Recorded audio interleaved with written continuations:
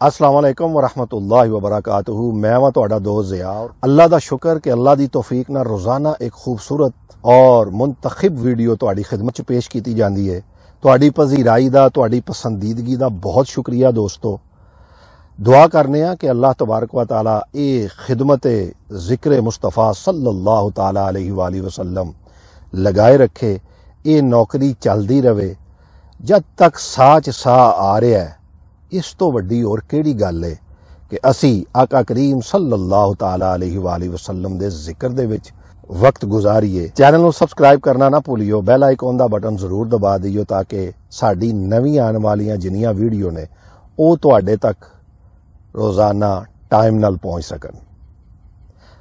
جس طرح کہ تسی جان دیو کہ روزانہ ایک منتخب شاعر دا منتخب کلام تہاڈی خدمت چ پیش کیتا جاندا ہے۔ اج دے منتخب شاعر جناب سردار حسین سردار رحمت اللہ تعالی علیہ اج دے خوبصورت اور منتخب کلام دے وچ فرماندے نے، سرکار مدینہ دے در تے قرآن سکھایا جاندا ہے۔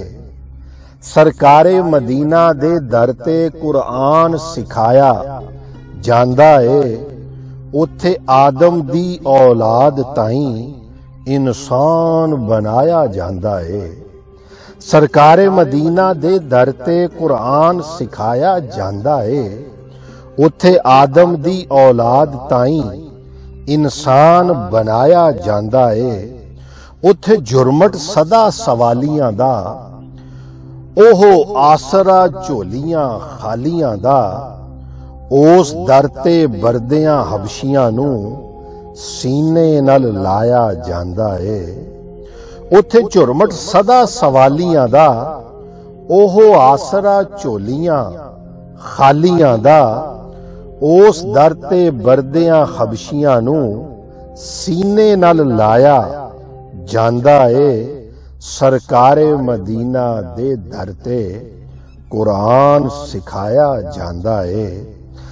سرتاج رسول رسولاں دا، سرتاج رسول رسولاں دا، او وارث نیک اصولاں دا، او دے آنے دا کل نبیاں تو اعلان کرایا جاندا ہے۔ سرتاج رسول رسولاں دا، او وارث نیک اصولاں دا، او دے آنے دا کل نبیاں تو اعلان کرایا جاندا ہے۔ سرکار مدینہ دے در تے قرآن سکھایا جاندا ہے۔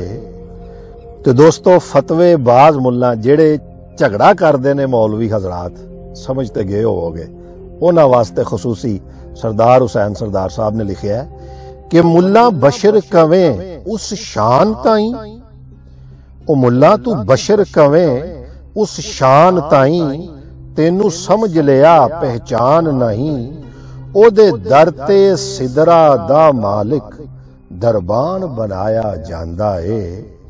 ملا بشر کویں اس شان تائیں، تینو سمجھ لیا پہچان نہیں، او دے در تے سدرا دا مالک دربان بنایا جاندا ہے۔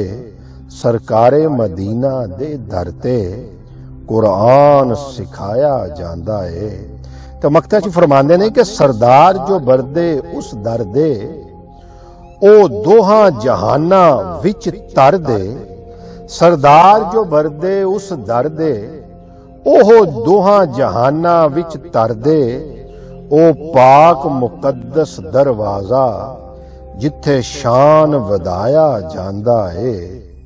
سردار جو بردے اس در دے، او دوہاں جہاناں وچ تر دے۔ او پاک مقدس دروازہ جتھے شان ودایا جاندا ہے۔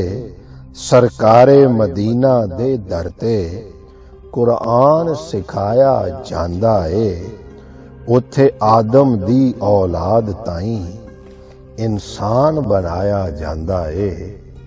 اوتھے آدم دی اولاد تائیں انسان بنایا جاندا ہے۔ اپنا فیڈ بیک ضرور دئیو دوستو کہ اج دا یہ خوبصورت پنجابی کلام تانوں کس طرح دا لگیا۔ میں ਤੁਹਾਡੇ ਲਈ ਹਮੇਸ਼ਾ ਦੁਆ ਗੋ ਹਾਂ ਕਿ ਅੱਲਾਹ ਤਬਾਰਕ व तआला ਤੁਹਾਨੂੰ ਆਪਣੀ ਹਿਫਜ਼ੋ ਅਮਾਨ 'ਚ ਰੱਖੇ। ਚੈਨਲ ਨੂੰ ਸਬਸਕ੍ਰਾਈਬ ਕਰਨਾ ਨਾ ਭੁੱਲਿਓ। ਆਪਣੇ ਦੋਸਤ ਸੰਗੀ ਇਸ ਫਕੀਰ ਦੋਸਤ ਜ਼ਿਆ ਨੂੰ ਇਜਾਜ਼ਤ ਦਿਓ। ਬਸ ਜਲਦ ਮੁਲਾਕਾਤ ਹੁੰਦੀ ਹੈ। اللہ حافظ۔